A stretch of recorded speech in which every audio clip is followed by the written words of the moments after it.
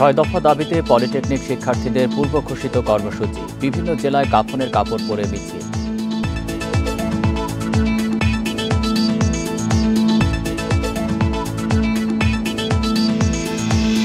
দুই দিনে উদ্ধার হয়নি চট্টগ্রাম বিশ্ববিদ্যালয়ের অপহৃত 5 শিক্ষার্থী, খাগড়াছড়িতে যৌথ বাহিনীর অভিযান।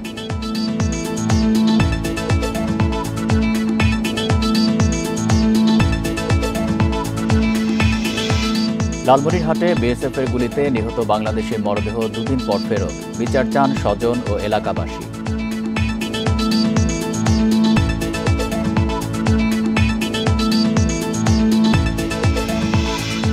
সড়ক দুর্ঘটনায় 4 জেলায় নিহত 10 জন। মুন্সিগঞ্জে ছাদ উড়ে যাওয়ার পরও 10 কিলোমিটার ছোটে যাত্রীবাহী বাস।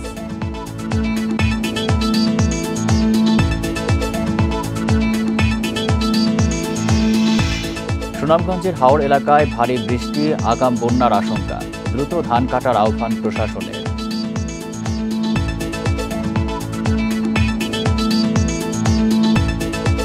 বান্ডেল থাকলে প্রতি সেনমানিতে টাকা বাঁচবে। বিকাশ সেনমানি বান্ডেল কিনে জিতুন প্রতি লেনদেনে। 6 দফা দাবিতে পূর্ব ঘোষিত কর্মসূচি অনুযায়ী দেশের বিভিন্ন জেলায় কাফনের কাপড় পরে বিক্ষোভ মিছিল করেছে পলিটেকনিক ইনস্টিটিউটের শিক্ষার্থীরা। দুপুরে জুমার নামাজ শেষে বগুড়া শহরের কলোনি এলাকায় পলিটেকনিক ইনস্টিটিউট ক্যাম্পাসের সামনে সমাবেশ ও বিক্ষোভ মিছিল করে শিক্ষক শিক্ষার্থীরা।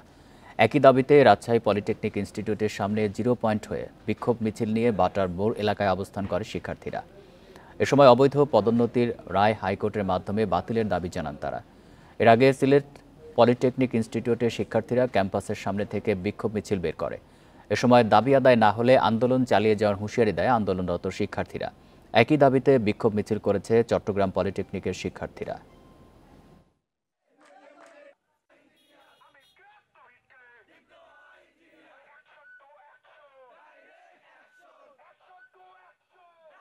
পলিটেকনিক শিক্ষার্থীরা কোন অবস্থায় থাকলে তারা রাজপথে দাফনের কাপড় পরে নামতে পারে? আমরা প্রধান উপদেষ্টার দৃষ্টি আকর্ষণ করছি, যত দ্রুত সম্ভব কারিগরি সেক্টরের এই 6 দফা দাবি মেনে নিয়ে আমাদেরকে শান্ত করুন। কালকে আমাদের আশ্বাস দেওয়ার জন্যই ডাকা হয়েছিল। আমরা ভেবেছিলাম যে হ্যাঁ আমাদের হয়তোবা তারা কোনোভাবে সাহায্য করতে পারবে। বলছেন তোমাদের দাবি মানবো মানবো মানবো মানবো, কিন্তু কোনো লিখিত দিচ্ছেন না, যার বাংলা অর্থ একটাই, প্রতারণা। দুদিনেও উদ্ধার হয়নি খাগড়াছড়িতে অপহৃত চট্টগ্রাম বিশ্ববিদ্যালয়ের 5 শিক্ষার্থী। তাদের উদ্ধারে অভিযান চালাচ্ছে যৌথ বাহিনী। ভোর থেকে জেলা সদরের মধুপুর, পানখাইয়াপাড়া, চাবাই সড়ক, নোয়াপাড়া সহ বিভিন্ন এলাকায় অভিযান চালায় সেনাবাহিনী ও পুলিশ। এছাড়া বিভিন্ন এলাকায় টহলের পাশাপাশি চলছে বিভিন্ন ব্যক্তিকে জিজ্ঞাসাবাদ। বুধবার সকালে খাগড়াছড়ি থেকে চট্টগ্রামে যাওয়ার পথে গিরিফুল এলাকা থেকে 5 শিক্ষার্থী সহ 6 জনকে জোরপূর্বক তুলে নেওয়া হয়। পরে অটোরিকশা চালককে ছেড়ে দেয় অপহরণকারীরা। এই ঘটনায় পাহাড়ের আঞ্চলিক সংগঠন ইউপিডিএফকে দায়ী করেছে পাহাড়ি ছাত্র পরিষদের কেন্দ্রীয় সভাপতি নিপুণ ত্রিপুরা। তবে অভিযোগ অস্বীকার করেছে ইউপিডিএফের জেলা সংগঠক অঙ্গ মার্মা।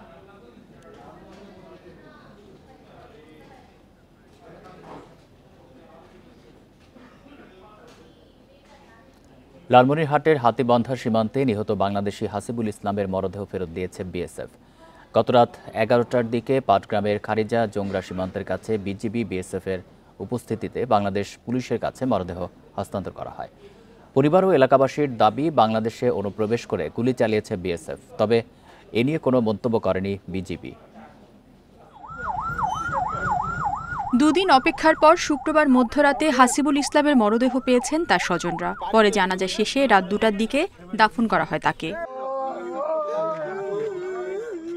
লালমনিরহাটের হাতিবান্ধা উপজেলার সিঙ্গিগাড়ি গ্রামের হাসিবুল ইসলাম ছিলেন পরিবারের বড় ছেলে। তাকে হারিয়ে দিশাহারা মা ও তার সদ্য বিবাহিত স্ত্রী।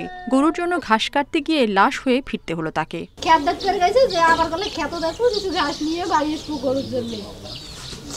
ঘাস নিজ মুখে কাটতেছে, পিছন দিক দিয়ে বলে ভারতের বিএসএফ ঢুকতেও দেখে নাই, না দেখার কারণে ওকে মনে করো গুলি করিয়ে ঘাড় তুলে নিয়ে গেছে ওকে। বুধবার দুপুরের দিকে সীমান্তে গরুর জন্য ঘাস কাটতে যান হাসিবুল। স্বজন ও প্রতিবেশীদের দাবি, সে সময় বিএসএফের একটি টহল দল বাংলাদেশের ভূখণ্ডে অনুপ্রবেশ করে গুলি ছোড়ে। পরে তাকে টেনে হিঁচড়ে নিয়ে যায় সীমান্তের ওপারে। 3 জন বিএসএফ সহ তাকে গাড়ি ফুটবলের মতো এরকম করে তোলানো হয়। তোলার পর তারপর নিয়ে যায়। আমাদের জমি আছে, হাল চাষ করতে হবে, কাজকর্ম করতে হবে, ওখান থেকে ফলো করে গুলি করে। এটা কি? এটা বাংলাদেশ সরকারের কাছে আমাদের অভিযোগ। বুধবার বিকেলে কুচবিহার মেডিকেল কলেজে মারা যান হাসিবুল। 2 দফা পতাকা বৈঠকের পর ফেরত দেওয়া হয় মরদেহ। Independent news. কুড়িগ্রামে নানা আয়োজনে পালিত হয়েছে ঐতিহাসিক বড়াইবাড়ি দিবস। শহীদদের প্রতি শ্রদ্ধা নিবেদন, র্যালি ও আলোচনা সভার মাধ্যমে স্মরণ করা হয় 24 বছর আগের আগ্রাসন বিরোধী চেতনাকে। 2001 সালের এই দিনে ভারতীয় সীমান্তরক্ষী বাহিনী বিএসএফ সীমান্ত অতিক্রম করে কুড়িগ্রামের রৌমারীর বড়াইবাড়ি গ্রামে অতর্কিতভাবে প্রবেশ করে তাণ্ডব চালায়। বিএসএফের মর্টার শেল ও আগুনে বড়াইবাড়ি ছিটমহলে 179টি বাড়ি ধ্বংসস্তূপে পরিণত হয়। এক পর্যায়ে তৎকালীন বিডিআর সদস্যরা প্রতিরোধ গড়ে তোলে। সহায়তায় এগিয়ে আসেন স্থানীয়রাও। শেষ পর্যন্ত তৎকালীন বিডিআর ও গ্রামবাসীদের মিলিত প্রতিরোধে পিছু হটে বিএসএফ। এই ঘটনায় প্রাণ হারায় বিডিআরের 3 সদস্য। সেই প্রতিরোধে বিএসএফ তাদের 16 সদস্যের মরদেহ ফেলে পালিয়ে যেতে বাধ্য হয়। আমার স্বামীকে আপনারা রাষ্ট্রীয় মর্যাদা তাকেও এটা দাবি জানাইতেছি, তাকে ওইভাবে সম্মানটা দেওয়া যেন দেয়। এত বছর আমি আসছি, অনেকবার আসছি, এত বড় অনুষ্ঠান কখনো হয়নি। এই সরকার পরিবর্তন হওয়ার পর আমরা এখানে যে মর্যাদা পেলাম, যে সম্মান পেলাম, এটা আল্লাহর কাছে লাখো শুকরিয়া। সড়ক দুর্ঘটনায় 4 জেলায় প্রাণ গেছে 10 জনের। এর মধ্যে হবিগঞ্জে প্রাণ গেছে 4 ইটভাটা শ্রমিকের। ময়মনসিংহ, সিরাজগঞ্জে 2 জন করে মারা গেছেন দুর্ঘটনায়। চুয়াডাঙ্গায় বাস চাপায় নিহত ভ্যানের চালক যাত্রী। অন্যদিকে মুন্সিগঞ্জে কয়েক দফা সংঘর্ষের পর 10 কিলোমিটার ছুটেছে যাত্রীবাহী বাস। কারো প্রাণের পরোয়া করেনি চালক। শুক্রবার মধ্যরাতে পিকআপে চেপে কাজ শেষে ফিরছিলেন 17 ইটভাটা শ্রমিক। এ সময় উল্টো দিক থেকে আসা পণ্যবাহী ট্রাকের সঙ্গে হয় সংঘর্ষ। এতে ঘটনাস্থলে মৃত্যু হয় 4 পিকআপ আরোহীর।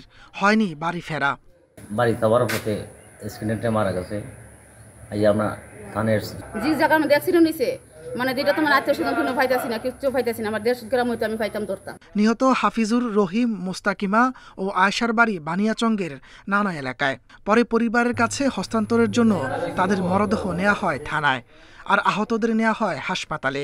আশা কোম্পানির সামনে বাহননগর এলাকায় ট্রাক এবং পিকআপ মুখোমুখি হয়। মুখোমুখি হওয়ার পরে ঘটনাস্থলে 4 জন মারা যায়। বাসাবাড়ি মালামাল পরিবর্তন করার জন্য তারা বাড়িতে যাচ্ছিল, তাদের মালামাল লাগেজ নিয়ে যাচ্ছিলেন তাদের বানিয়াচঙ্গের দিকে। চুয়াডাঙ্গার 9 মাইল বাজারে একটি ব্যাটারি চালিত ভ্যানকে চাপা দিয়েছে বাস। এতে সেখানে মৃত্যু হয় ভ্যানের চালক ও এক আরোহীর। চালি ব্যবসা করেন চাষা যাচ্ছিল সরগঞ্জ বাজারে, যার পরে 9 মাইলই অ্যাক্সিডেন্ট হয়। সিরাজগঞ্জের নয়ানগাতিতে সিমেন্টবাহী ট্রাকের সঙ্গে সংঘর্ষ হয়েছে মাইক্রোবাসের। এতে প্রাণ গেছে মাইক্রোর চালক ও এক যাত্রীর, আহত বেশ কয়েকজন। এদিকে ঢাকা মাওয়া এক্সপ্রেসওয়েতে কাভার্ড ভ্যানকে ধাক্কার পর প্রাইভেট কারের সঙ্গে সংঘর্ষ হয় বরিশাল এক্সপ্রেসের। এতে বাসটির ছাদ উড়ে যাওয়ার পরও 10 কিলোমিটার চালিয়ে নিয়ে যান চালক। পরোয়া করেননি যাত্রীর প্রাণের। এই ঘটনায় 7টায় শুধু ভেঙে পড়েছে, এরকম খুব বড় ধরনের কোনো কেউ আহত বা নিহত হয় নাই। আমরা দ্রুত রেসপন্স করে এই কাজটা আমরা দ্রুত উদ্ধার করতে সক্ষম হয়েছি। পরে আহত 20 যাত্রীকে উদ্ধার করেন পুলিশ ও ফায়ার সার্ভিস। সহকারী সহ পালিয়ে গেছেন অভিযুক্ত চালক। তাপস সরকার, ইন্ডিপেন্ডেন্ট নিউজ। সুনামগঞ্জে বিস্তীর্ণ হাওরে এখন আধা পাকা ধান। দিন 10 পরেই লাগার কথা ধান কাটার ধুম। তবে এর মধ্যে তা ঘরে তোলায় দেখা দিয়েছে শঙ্কা। আবহাওয়া অফিস দিচ্ছে ভারী বৃষ্টির সতর্কবার্তা। এতে নিচু এলাকায় দেখা দিতে পারে বন্যা। তাই দ্রুত ধান কাটতে বলেছে প্রশাসনও। এই অবস্থায় আধা পাকা বোরো ধানই গলায় তুলছেন কৃষক। সুনামগঞ্জের হাওর জুড়ে এখন দেখা মিলছে আধা পাকা ধান। দিন 10 পরেই ধুম পড়বে ধান কাটার। এরই মধ্যে বিচ্ছিন্নভাবে 17,000 হেক্টরের ধান কাটা হয়েছে। তবে কৃষকেরা ধান কেটে ঘরে তুলতে কতটুক সময় পাবেন তা নিয়ে তৈরি হয়েছে দুশ্চিন্তা। আবহাওয়া অফিস জানিয়েছে 21 এপ্রিল পর্যন্ত দেশের উত্তর পূর্বাঞ্চলে স্বাভাবিকের তুলনায় বেশি বৃষ্টি হতে পারে। সব ধান বাঁচছে না, আউরের এই ঠেকার মাঝে 2 আনা ধান বাঁচছে, আর 12 আনা ধান রয়েছে খাঁচা। কৃষকেরা বলছেন সব জমির ধান পাকতে সময় লাগবে আরও 10 দিন। এ অবস্থায় বৃষ্টি বেশি হলে নষ্ট হবে ফসল। আরও 3 কার তোমার আরও 7-8 দিন সময় লাগবে। 7-8 দিন সময় হলে তোমার এই যে তুফান তাফান এই শিলাবৃষ্টি পরে, শিলাবৃষ্টির কারণে দানুন ক্ষতি হইতে পারে। পানি আইলে তো সমস্যা হইব। এখন খাসা ধান খাটতে হইব, মানে টেকাতে সাইডে না ধান পড়ব। পানি উন্নয়ন বোর্ডের কর্মকর্তারা বলছেন আগামী এক সপ্তাহ স্বাভাবিকের চেয়ে বেশি বৃষ্টিতে হাওরের নিচু এলাকার জমির ধান নষ্ট হতে পারে। স্বাভাবিকের চেয়ে অতিমাত্রা বৃষ্টিপাত হবে। বৃষ্টিপাত হলে হাওরের যে নিম্নাঞ্চল আছে নিম্নাঞ্চল প্লাবিত হতে পারে এবং এখানে ধানগুলো যেগুলো রয়েছে সেগুলো নিম্নাঞ্চল পরিস্থিতি তৈরি হতে পারে। কৃষকদের আতঙ্কিত না হয়ে পাকা ধান দ্রুত কেটে ফেলার পরামর্শ দিয়েছে জেলা প্রশাসন। হঠাৎ করে পানি বেড়ে যাচ্ছে, তারপরে যেন কাটার জন্য একটু উদ্যোগ নিতে পারে। আর আমাদেরও আপনারা জানাবেন যে এইরকম ঘটনা ঘটতেছে, যদি আমরা ঘুমায় থাকি তাহলে আমাদের ধাক্কা দিয়ে জাগাবেন যে এইরকম আছে, তৎক্ষণাৎ আমরা ব্যবস্থা আমাদের পক্ষে যা করার সম্ভব আমরা সেটা করব। চলতি বোরো মৌসুমে সুনামগঞ্জে ধান চাষ হয়েছে 2,23,502 হেক্টর জমিতে। উৎপাদন লক্ষ্যমাত্রা 13,96,080 মেট্রিক টন। Independent news. নির্বাচন নিয়ে সরকারের পক্ষ থেকে যে ডেডলাইন দেওয়া হয়েছে সে সময়ের মধ্যে সংস্কার ও মানবতা বিরোধীদের বিচার সম্পন্ন করে নির্বাচনের আয়োজনের আহ্বান জানিয়েছেন জামায়াতে ইসলামীর সেক্রেটারি জেনারেল অধ্যাপক মিয়া গোলাম পরোয়ার। সকালে কুমিল্লার লাকসাম পাইলট উচ্চ বিদ্যালয় মাঠে উপজেলা ও পৌরসভার কর্মী সভায় তিনি বলেন, নির্বাচন প্রক্রিয়া অবাধ, নিরপেক্ষ ও নিরাপদ করার জন্য প্রশাসনিক ও সাংবিধানিক ন্যূনতম সংস্কার শেষ করে হাসিনা এবং তার সহযোগীদের বিচার করতে হবে। এ সময় জামায়াতে ইসলামী নির্বাচনের জন্য প্রস্তুত রয়েছে বলেও জানান তিনি। তবে স্বৈরাচার সরকারের সময়ের মতো পাতানো নির্বাচনের চেষ্টা করা হলে জনগণ তা মেনে নেবে না বলে মন্তব্য তার। সরকার বলেছে 26 জুন অথবা 25 ডিসেম্বর। আপনি যে সময় পারেন নির্বাচন করেন, কিন্তু প্রোভাইডেড 14, 18, 24 মতো নির্বাচন হলে এই নির্বাচন বাংলার মানুষ হতে দেবে না। ঢাকার আশুলিয়া থেকে অপহরণের শিকার রিফাতুল ইসলামকে 12 দিন পর রাজশাহী মেডিকেল কলেজ এলাকা থেকে উদ্ধার করেছে র্যাব। এ সময় 3 অপহরণকারীকে গ্রেপ্তার করা হয়। শুক্রবার দুপুরে এক প্রেস বিজ্ঞপ্তিতে এই তথ্য দেয় র্যাব। র্যাব জানিয়েছে, গত 5 এপ্রিল রাতে মাদ্রাসার শিক্ষক রিফাতুল আশুলিয়া বাসস্ট্যান্ড এলাকা থেকে হাজারিবাগ কওমি মাদ্রাসার দিকে যাচ্ছিলেন। এ সময় তাকে কয়েকজন দুর্বৃত্ত এসে অপহরণ করে। পরে রিফাতের ফোন থেকে তার বড় ভাই জুবায়ের মাহমুদ রিকনকে ফোন করে 1 লাখ টাকা মুক্তিপণ দাবি করে অপহরণকারীরা। পরিবারের পক্ষ থেকে অপহরণকারীদের 20,000 টাকা দেওয়া হলেও তারা আরও টাকা দাবি করে। পরে পরিবারের পক্ষ থেকে আশুলিয়া থানায় অভিযোগ দায়ের করলে ছায়া তদন্ত শুরু করে র্যাব। তথ্য প্রযুক্তির সহায়তায় অপহরণের 12 দিন পর রিফাতকে উদ্ধার করে র্যাব।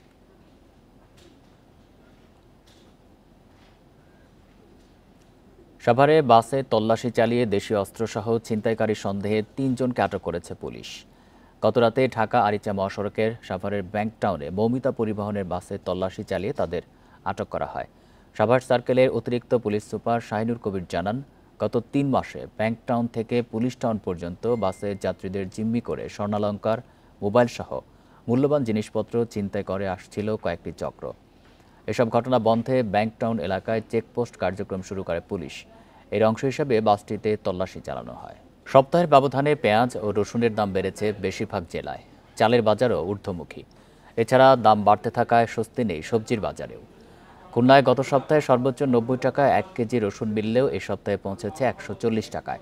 পেঁয়াজের দামও বেড়েছে কেজিতে 10 টাকা পর্যন্ত। রাজশাহীতে পেঁয়াজ কেজিতে 15 টাকা বেড়ে বিক্রি হচ্ছে 50 টাকায়। অন্যদিকে কাঁচামরিচ বিক্রি হচ্ছে 60 টাকা কেজি দরে। বরিশালে মিনিকেট চালের 25 কেজির বস্তায় বেড়েছে 100 থেকে 120 টাকা পর্যন্ত। অন্যান্য চালের ক্ষেত্রে বেড়েছে 40 থেকে 50 টাকা।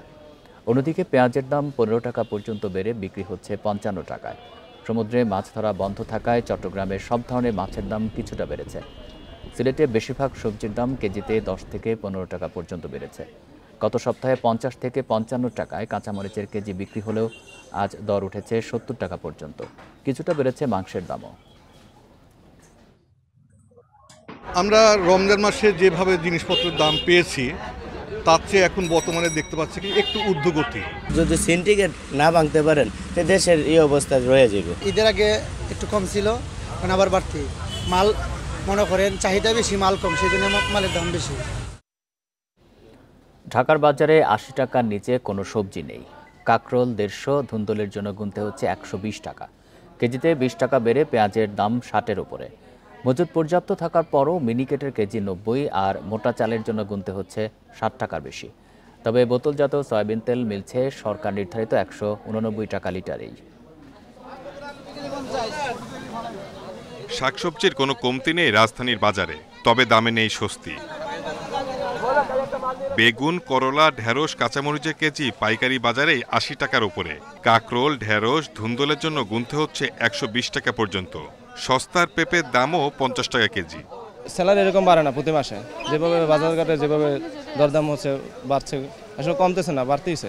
সরকারের দুই ব্যবস্থা নিতে তো আমরাও ভালো হইতো, জনগণের ভালো হইতো, গরিব দুঃখী বাঁচত। পেঁয়াজের ঝাঁজও মাত্রাহীন, কেজিতে 20 টাকা বেড়ে দাঁড়িয়েছে 60 টাকায়। তবে এ প্রশ্নে কোনো সদুত্তর নেই বিক্রেতার কাছে। কাঠি পেঁয়াজ উঠে গেছে, এখন আলি পেঁয়াজ আইছে, এটা রাখি পেঁয়াজ, এটা একটু দাম বেশি বাজারে।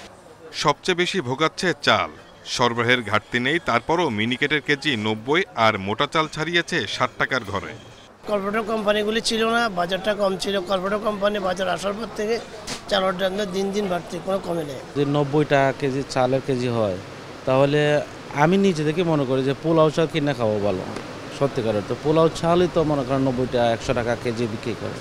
বোতলজাত সয়াবিন তেল 189 টাকা লিটার, আর গত সপ্তাহের তুলনায় কিছুটা কম মুরগির দাম। ব্রয়লার 160 আর সোনালির কেজি 220 টাকা। Shahid Ahmed, independent news, Dhaka. লক্ষ্মীপুর, নোয়াখালী সহ কয়েক জেলায় ঝোড়ো হাওয়া ও বৃষ্টি হয়েছে। কোথাও কোথাও সড়কে পানি জমে তৈরি হয় ভোগান্তি। লক্ষ্মীপুরে দুপুরের দিকে বিভিন্ন স্থানে কালবৈশাখী ঝড় বয়ে যায়, সাথে ছিল মাঝারি থেকে ভারী বৃষ্টি। তীব্র তাপদাহের মধ্যে বৃষ্টিতে স্বস্তি দেখা দেয় সাধারণ মানুষের মধ্যে। তবে পৌর এলাকায় অনেক জায়গায় পানি জমে ছিল ভোগান্তিও। এদিকে আগাম বোরো, পাকা ধান ও সয়াবিনের ক্ষেত্রে পানি জমে ফসল নষ্টের শঙ্কায় কৃষক। নোয়াখালীতেও দুপুরের পর ঝোড়ো হাওয়া ও বৃষ্টি হয়েছে। গত কয়েকদিনের তীব্র তাপদাহের পর বৃষ্টি জনজীবনে স্বস্তি আনলেও পাকা বোরো ধান ও সূর্যমুখীর আবাদ নিয়ে দুশ্চিন্তায় কৃষক। মেহেরপুরে সকাল 10:30টার দিকে থেকে গুড়ি গুড়ি বৃষ্টি হয়। হঠাৎ বৃষ্টিতে ভোগান্তিতে পড়েন পথে বের হওয়া মানুষ।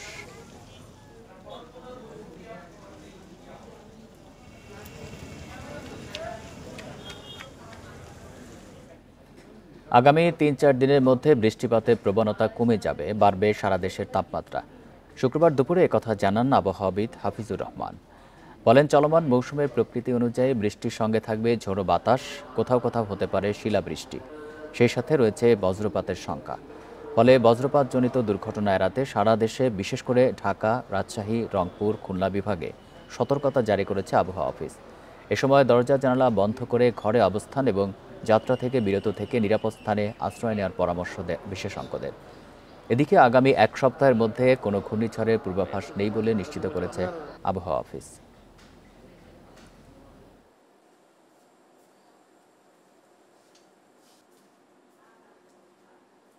বৃষ্টিটা আগামী আরও 3 থেকে 4 দিন থাকবে, কম বেশি বৃষ্টিপাত থাকবে। এরপরে কিন্তু বৃষ্টিপাতের প্রবণতাটা আস্তে আস্তে কমে আসবে।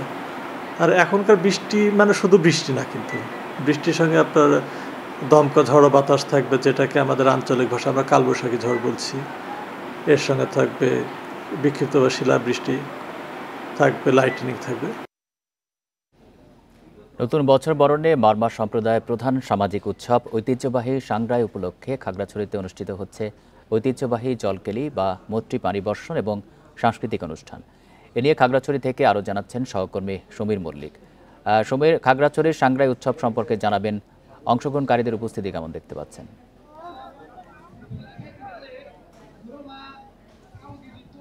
দেখুন, মারমাদের সবচেয়ে বড় যে সামাজিক উৎসব নতুন বছর বরণকে কেন্দ্র করে কিন্তু প্রায় গত 2 সপ্তাহ ধরে খাগড়াছড়িতে বেশ কিছু খুবই কালারফুল আয়োজন একটি হচ্ছে। এর মধ্যে অন্যতম হচ্ছে তাদের যে ওয়াটার ফেস্টিভ্যাল, অর্থাৎ যে তাদের মৈত্রী জল বর্ষণ বা জলকেলি, সেটি কিন্তু আজ অনুষ্ঠিত হচ্ছে মারমা ঐক্য পরিষদের উদ্যোগে। খাগড়াছড়ি জেলা সদরের যে আপার প্যারাচলা রয়েছে, সেখানে কিন্তু মারমা তরুণীরা তারা একে অপরকে পানি ছিটিয়ে তাদের যে পুরনো দিনের দুঃখ গ্লানি সেটি মুছে নতুন বছরকে তারা বরণ করে নিচ্ছে। আপনি দেখছেন সরাসরি এখানে কিন্তু মারমা যারা তরুণী রয়েছে তারা কিন্তু একে অপরকে পানি ছিটিয়ে তাদের যে ওয়াটার ফেস্টিভ্যাল, অর্থাৎ রি আকাজা বা মৈত্রী পানি বর্ষণ সেটি কিন্তু কিছুক্ষণ আগে এখানে মারমা ঐক্য পরিষদের যিনি সভাপতি প্রতিষ্ঠাতা মাস্তাতয় মারমা তিনি উদ্বোধন করেছেন। এবং এখানে আমরা দেখছি বিভিন্ন গ্রুপে কিন্তু মারমা তরুণ তরুণীরা তারা কিন্তু বিভক্ত হয়ে এই খেলাটিতে অংশ নিচ্ছে। এবং সরাসরি দেখছেন এখানে আসলে মারমা তরুণ তরুণীরা তাদের যে নিজেদের যে ঐতিহ্যবাহী রিয়া কাজা বা মৈত্রী পানি বর্ষণ বা জলকেলি এগুলোতে তারা কিন্তু মেতে উঠেছে এবং তারা এর মধ্য দিয়ে তাদের যে পুরোনো বছরের দুঃখ গ্লানি মুছে নতুন বছর তাদের জন্য যে তাদের সুখ শান্তি এবং আরো বেশি সমৃদ্ধি নিয়ে আসে সেই প্রত্যাশার জায়গাতে কিন্তু তারা এই পানি খেলায় অংশগ্রহণ করে। এবং শুধু এখানে আজকে পানি খেলা নয়, এর বাইরে কিন্তু বেশ কিছু আয়োজনই রয়েছে। এখানে সাংস্কৃতিক অনুষ্ঠান রয়েছে এবং এখানে বেশ গত প্রায় সপ্তাহখানেক আগে এখানে যে উৎসবটা অর্থাৎ এখানে যে বেশ কিছু ঐতিহ্যবাহী খেলাধুলা উদ্বোধন হয়েছিল সেগুলো আজকে কিন্তু এই পানি খেলার পরে পরবর্তীতে সেগুলো কিন্তু পুরস্কার বিতরণ করা। এবং আজকে রাতে এখানে একটি মারমাদের যে ঐতিহ্যবাহী যে কনসার্ট সেটি কিন্তু আয়োজন করা হয়েছে এবং আয়োজকদের পক্ষ থেকে জানানো হয়েছে তারা নতুন বছরকে কেন্দ্র করে কিন্তু এখানে বর্ণাঢ্য আয়োজন করা হচ্ছে। এবং আপনি দেখছেন এখানে একেবারে একটা কনসার্টের একটি স্পেস তৈরি করা হয়েছে এবং কিছুক্ষণের মধ্যে এখানে একটি বর্ণাঢ্য কনসার্ট শুরু হবে এবং সেখানে যোগ দেওয়ার জন্য বিভিন্ন জায়গা থেকে মারমা তরুণ তরুণরা তারা কিন্তু এসে হাজির হয়েছে। এবং আপনি জানেন গত প্রায় 2 সপ্তাহ বেশি সময় ধরে কিন্তু ব্যাপক বর্ণাঢ্য আয়োজনের মধ্যে দিয়ে খাগড়াছড়িতে নতুন বছরকে বরণ করে নিয়েছে এখানকার যে চাকমা মারমা ত্রিপুরা জনগোষ্ঠী রয়েছে তারা। খাগড়াছড়ি থেকে জানাচ্ছিলেন সহকর্মী সমীর মল্লিক। এই ছিল সমগ্র বাংলাদেশে ইন্ডিপেন্ডেন্ট টেলিভিশনের সব খবরের আরো বিস্তারিত জানতে চোখ রাখুন ফেসবুক, ইউটিউব এবং এক্সে। ধন্যবাদ সবাইকে।